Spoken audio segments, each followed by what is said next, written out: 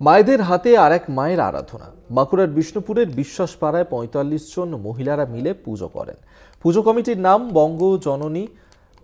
বঙ্গজননী সর্বজনীন। এই পুজোর পরিচালন কমিটির মহিলারা কেউ বিড়ি বাঁধেন, কেউ টসরে সুতো কাটেন, কেউ চপ বিক্রি করেন, কেউ শাড়ি বানান, কেউ কাঠকয়লা বিক্রি করে উপার্জন করেন। সেই উপার্জন থেকেই মাসে মাসে সঞ্চয় করে ৪ বছর আগে নিজেদের এলাকায় মায়ের আরাধনা শুরু করেছিলেন।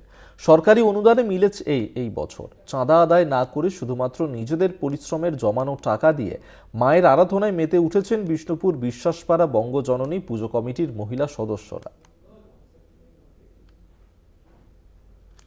এই মায়েরা যারা সঞ্চয় করে করে পুজো করছেন, আগামী দিনে তাদের স্বপ্ন মায়ের আরাধনা আরো বড় মাপের করে তারা করবেন।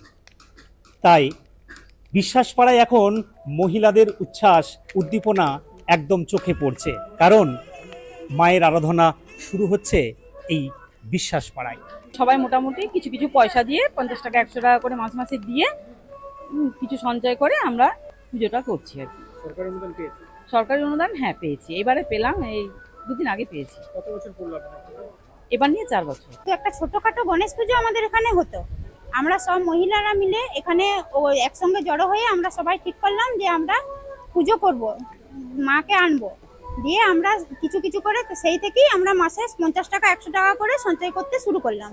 ওইভাবে আমরা পুজোটা করি। বিষ্ণুপুর বিশ্বাসপাড়া থেকে সৌরভ গঙ্গোপাধ্যায়, কলকাতা টিভি।